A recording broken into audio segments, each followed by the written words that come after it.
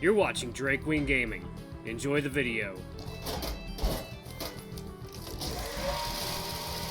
Hey guys and gals, Nary here from Drake Wing Gaming. So if you met on Twitter, the Gaming Drag, today I'm coming back at you another Let's Play episode of Dawn Chorus, Jorgen's Path. So y'all, I took the big step yesterday of getting myself a brand new spanking vehicle.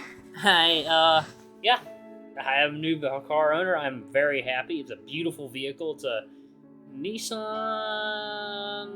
2019 Sentra SR. Yep, I got a really good deal on it. Got a 4-year bumper-to-bumper warranty. I'm good to go. Anyway, y'all, let's go ahead and just jump right back in, shall we? Alarm chain, you're up, and let's go. Lake springs upright, terror clear in his wandering eyes. Hey, calm down. That was definitely not a monster. Since when do monsters wear clothes? I don't know, but I don't like this Carvine. The rest stood up to see what's up with Lake's sudden bout of panic. Have you seen it too? What? Everyone, to my room, now! Lake grabs Miko and Travis, rushing out the room with them. I turn towards Jorgen, confused. He sits on the sofa, unfazed, looking at his phone. What the hell just happened? Lake is having fun. Should we follow him? I think I should. I better keep an eye on him. Who knows? Who knows what he might come up with unsupervised? What about you? Do you want to?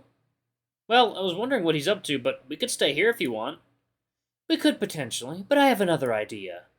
I'd offer going to my room, but there's a half-dozen people there now. So, yours? My room. Ooh, my heart flutters gently, remembering the warmth of Jorgen's paw. I couldn't possibly say no. Sure. Jorgen follows me down the corridor, his middle and index fingers holding my paw again. It's dark. Way too dark for him to see anything, but not for me. I see just fine enough to lead us, my senses sharpened. I feel light. As we move towards my room, everything around us seems to vibrate with significance. I want to see where this leads us. Jorgen? Yes? Just something I've been wondering. How did you find the way to the roof? Very easily. I walked around the guest house looking for any possible way to get there. I climbed on the hill to the south and saw the hatch on the roof. Then I only needed to find the ladder that led to it. Huh, sounds like you do this often. Roofs are the best hangout spots. Secluded, moody, and always with a good view.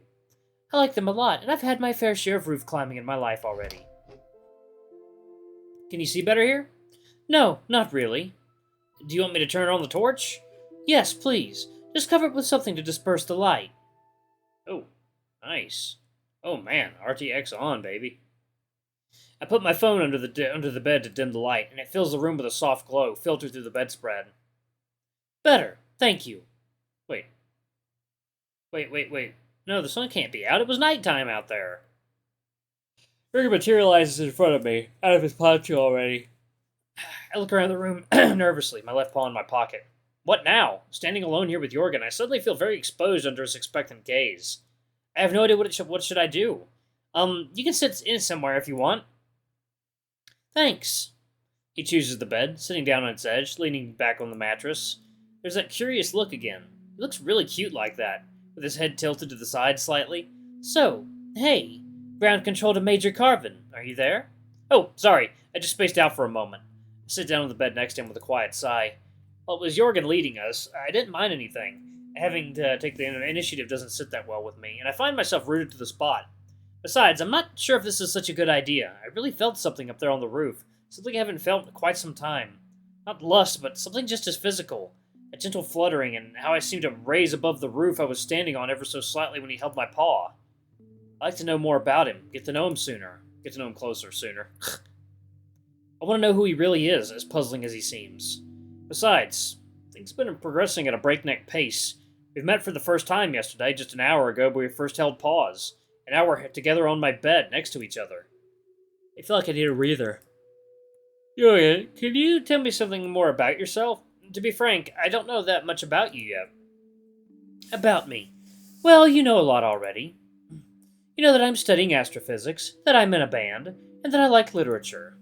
Yeah, and that you don't like films, but every time I learn something new about you, it's something that surprises me. I'm just curious about you, who you are. I don't know if I know this myself, Carvine.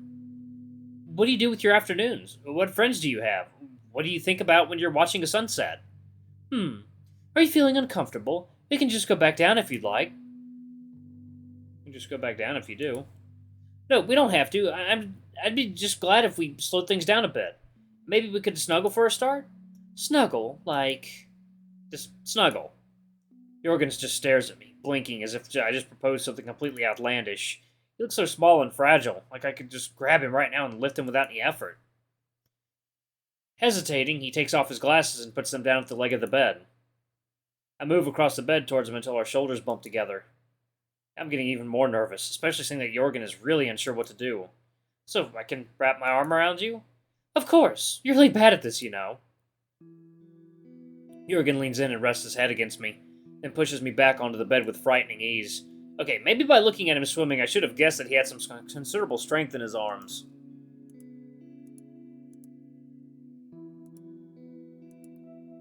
Now he's lying on top of me, almost as light as I expected. His belly is pressed against mine, his face hovering my chest as he leans his arms on the bed beside me. He really is cute, but not only. In his soft features, there's assertiveness and elegance. It's a face of someone who knows what he wants and knows how to get it. He's handsome. I drape my arms over Jorgen's small frame and snuggle him into me, his head resting on my chest. It feels familiar and comforting, relaxing. It feels someone else's weight on me, the heat radiating from their body. Jorgen snuggles me back, his arms fitting snugly against my sides. He smells citrusy, like oranges and grapefruits, or maybe it's just the shampoo he uses. So, what now? We could just stay like that and talk. Right, so, again, what did you want to know? I don't know. Now that we're cuddled together, the silence isn't tense or uncomfortable. Isn't tense or uncomfortable anymore, and I'm happy with just staying together like that. But still, there's so much I want to know about him. So, you do this often? Snuggle like that? Not really. Yeah, it kinda shows. For someone so straightforward and casual about physical contact and sexual stuff, he's been acting really awkward about this. How come? It's nice, isn't it? You're gonna stay silent for a while, playing with the hem of my sweater before speaking again. You're soft. Thanks, it's nice snuggling you too. Your personality is soft and warm, that's what I mean. People don't just snuggle like that. Huh, I do. You're a soft boy. And that's a nice change of pace. My friends are, well, they're mostly tough and rough. That's what kind of friends you make in punk clubs. It sounds pretty cool. I've never been to a place like that. I don't even know anyone like this. It is, but sometimes it is a bit much. It feels nice not having to be tough. He grips my sweater, snuggling himself into me. Surprised, I'm not sure how to react. It's not an unpleasant, though. Quite the contrary, it's good to see Jorgen softening up a bit and opening before me. Slowly, I start rubbing his sides, feeling the fine scaffolding of his ribs under my paw pads. You smell nice. His voice comes out all muffled by my chest. You too. I touch his forehead with the tip of my snout and nuzzle at it comfortingly. And you're cute. Shut up. Oh. This cake is so good. Blake takes another bite, letting out a pleasured moan. I finish the rest of my sandwich in a few bites and try the cake myself. It's good, though I'm not sure if it's worthy of a praise this high. But maybe that's just my preference. The tart is loaded with berries and slathered with vanilla sauce that I'm not a huge fan of. I glance at Jorgen sitting next to me. As soon as we left the room and headed to the cafeteria with Lake, he switched right back to his usual calm, collected, and distant self. I'm feeling some heavy cognitive dissonance right now. It shouldn't be possible to change personality so fast. What are your plans for the trip tomorrow? I don't have any yet. Rune wanted to get a table at a tea room. We could always join him too. I'm not that big on tea. But yeah, we can join him tomorrow, if you want to. What about you, Carvine? Anything you wanted to see? Well, I'll be happy to walk along the coast. I like the sea. The sea! Lake follows his enthusiastic exclamation with a drawn-out yawn, slumping on the table. I'm sleepy. It is late. I thought about heading to bed already if we're to get up early tomorrow. Ugh, today's morning wasn't easy. I'm not looking forward to a repeat. A repeat, you say? Yeah, it'd be good to go to sleep soon. Who wants to take the shower first? I took one after sauna, so I'm good. I can use a shower in my room. It'll be faster that way. Go ahead, I'll take a quick one too. I leave my camera bag here and head to my room. I stand under the stream of hot water, letting it flow down my body. It feels like a warm hug. There's a fluttering, warm feeling inside me that threatens to spill over. Maybe staying cuddled into someone for almost an hour does that to you. Jorgen, it was so nice to hold him and feel his body fitting into mine. When the power came back, he just curled up and snuggled tighter into me, turning away from the light. Maybe I could invite him here for tonight. I think he would agree. But no, maybe it's not the best idea. Somehow I feel that it would be disingenuous towards Lake. He seemed really happy to have me there, in their room, and I don't want to steal his roommate and leave him alone for the night. Still, there's nothing else I want more right now. I finish quickly, put on fresh underwear and a plain t-shirt, and go back to Jorgen's room. Oh my! Oh, hey! Lake is just putting on his boxers when I come in, greeted by the sight of a fluffy butt, now covered with tightly fitting boxers. The table had already been moved to the side, with the mattress ready for me between the two beds. Hey, did I come too early? No, why? Hey, Jorgen is still in the shower though. Looks like he likes to take his time.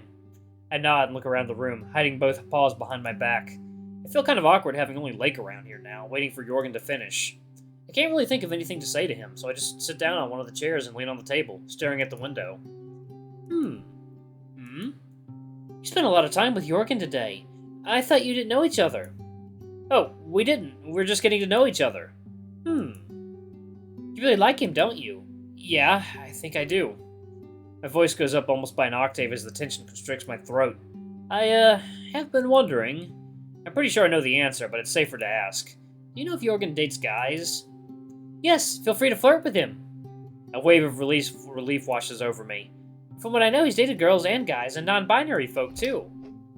What about non-binary folk? Oh, nothing. Not what you're thinking. Okay. Anyway, bedtime? I'd rather not be sleepy the whole day tomorrow.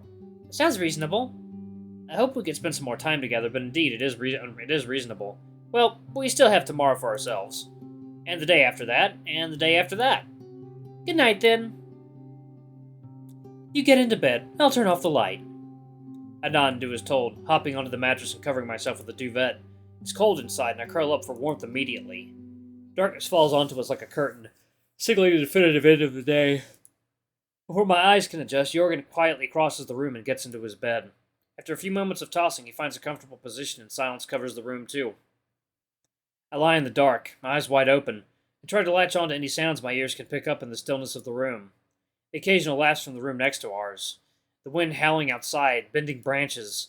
Lake's slow, steady breathing. Jorgen's rhythmic but tense one. 3 beating hearts. Only one sleeping person. Then there's a soft rustling, the sound of a duvet being folded in, someone's rolling over, and then a weight bending the mattress down as Jorgen climbs down from his bed and next to me. I open my snout to voice my surprise, but Paul finds it and holds it shut. He slides into the duvet next to me, still holding my snout in his paw firmly, as if to make sure I get the message.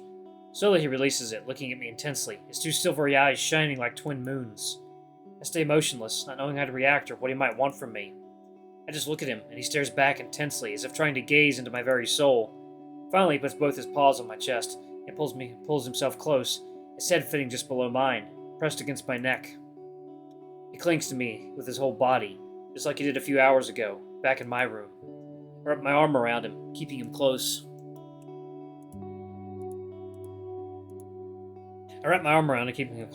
Some strange longing awakens within me. I want to keep him close like that, safe from the outside. I want to shield him from any harm. We can stay like that, melting into each other. His delicate paws are so soft on my chest, so innocent. Rested against me, he relaxes completely. We're ships at sea, drifting in all directions. We're dreadnoughts, fighting for survival. The wind blows relentlessly, pulling us apart. We crash into each other, fumbling around. We try to keep ourselves in one piece, but the gunfire never stops. Sometimes there's nothing we can do. We can only move across the surface, hoping we can stay afloat. When the static rises, the deafening silence before the storm, the tension is too much to bear. But there is comfort in others' arms. There's sunshine after the storm, and there's a silence that's never disturbed. If you listen hard enough, you'll find it in yourself.